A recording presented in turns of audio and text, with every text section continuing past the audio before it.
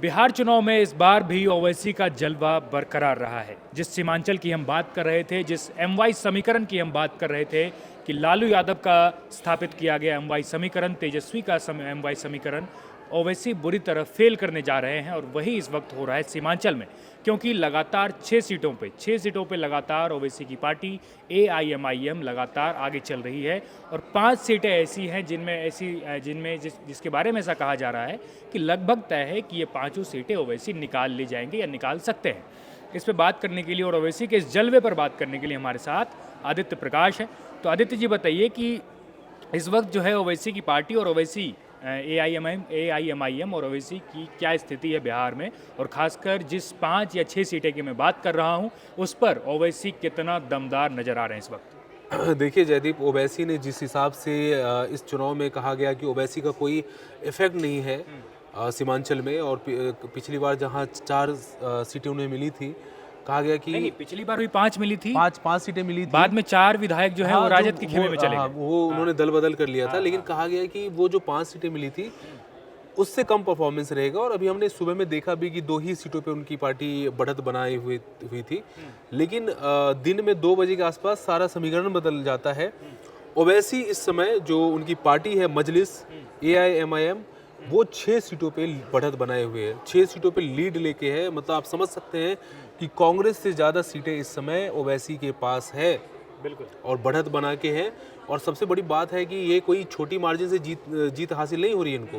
22 हजार वोट से आगे मैं देख रहा हूँ, 30,000 22,000। अख्तरुल इमाम जो कि अमौर से है, जो पूर्णिया जिले में वो सीट आती है, वहाँ वो 34,000 वोटों से 34,000 वोटों से आगे चल रहे हैं। मान लें कि हम जीत रहे हैं अख्तरुल इमाम, वही उसके में वो तो जीत ही रहे हैं। वो जो मजलिस है उसके बिहार के अध्यक्ष भी हैं। उसके बाद अगर आप बात करें कोचा धामन की बात करें, तो सरवर आलम वहाँ से जो है 22,000 सीटों से वोटों से आगे चल रहे हैं। बहादुरगंज पे मोहम्मद तौसीफ आलम 2,000 वोटों से 2,915 वोटों से बढ़त बनाए हुए हैं। जो कि हाट में जो है मुर्शीद आलम 20,000 वोटों से आगे चल रहे हैं। अच्छा। अगर बात करें ठाकुरगंज की, तो वहाँ गुलाम हुसनैन 10,000 वोटों से आगे चल रहे हैं। और गुलाम सरवर जो 22 से लगातार लीड कर रहे हैं, दिन से हम देख रहे हैं उनको, वो 5,500 वोटों से आगे चल रहे हैं। और सबसे खास बात, ओवैसी ने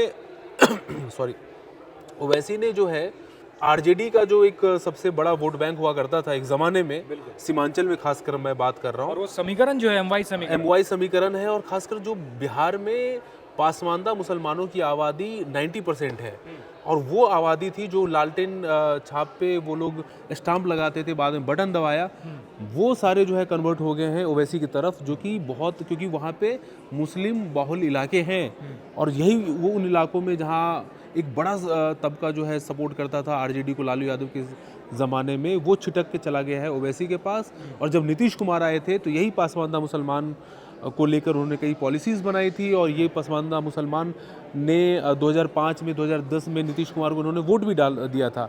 लेकिन वो कहीं ना कहीं ओवैसी ने जो डैमेज किया है वो RJD को तो किया ही है, बल्कि JDU के वोट बैंक पे भी उन्होंने डैमेज किया। और जिस तरह से पासमानदा मुसलमानों के हीरो बन के सामने आए हैं और सीमांचल में, वो काबिल तारीफ है। और साथ में आप समझ सकते हैं कि अगले विधानसभा चुनाव में जो इनको सपोर्ट मिला है सीमांचल में पासमानदा मुसलमानों के बीच में, तो आप देख सकते हो कि आने वाला जो वक्त है, खासकर जो अगला विधानसभा चुनाव होगा, तो वैसे ही हो सकता है कि नॉर्थ बिहार, मिथिला और जो आपको सिवान छपरा के एरियाज में भी अपने जो है कैंडिडेट को उतार सकते हैं। कैंडिडेट तो उतारे हैं, लेकिन वो जलवा दिख सकता है, जलवा दिख सकता है। और कहीं ना कहीं मुझे लगता है महागठबंधन की तरफ से भी हो सकता है कि सीट ऑफर हो, क्योंकि महागठबंधन ने कहाँ कांग्रेस को इतनी सारी सीटें दी थी। हम देख रहे हैं कि कांग्रेस पार्टी 5 सीटों पे है, जो कि बीच में 2 सीटों पे आ गई थी।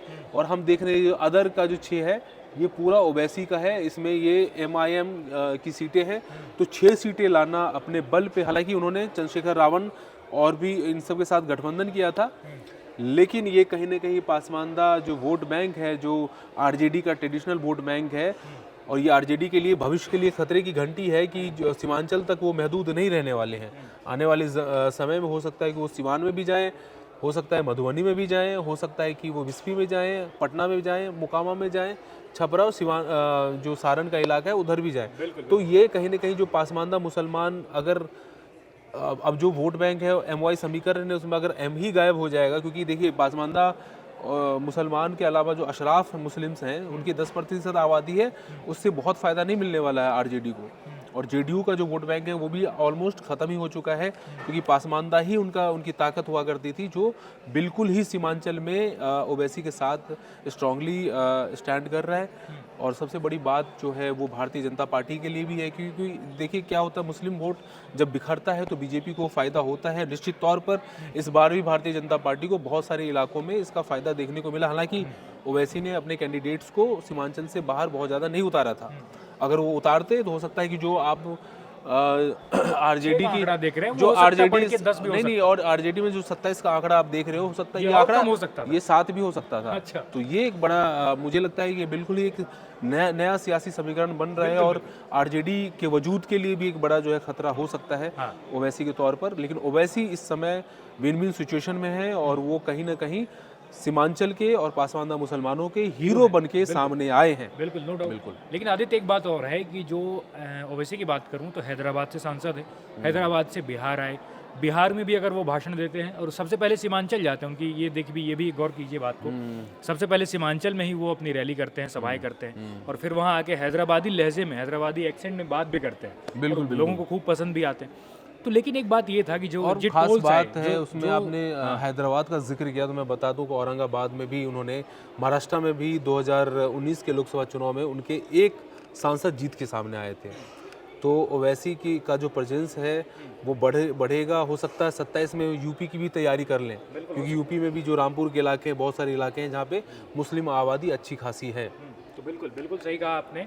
और बात यही है अंत में कि ओवैसी जो हैं सीमांचल के नए हीरो, नए कह लेंगे। पिछले चुनाव में भी उनका प्रदर्शन अच्छा था, 5 लेकिन सीटें उससे लाई भी थी। बेहतर उससे भी बेहतर वो वोट शेयर बढ़ा है उनका, और जो जीत का मार्जिन है, वो भी या कह लें कि 30,000, जो 20,000, 30,000 से आगे 25,000 हैं उनके, अमौर सीट से आगे हैं, तो अख्तरुल इमाम आगे हैं।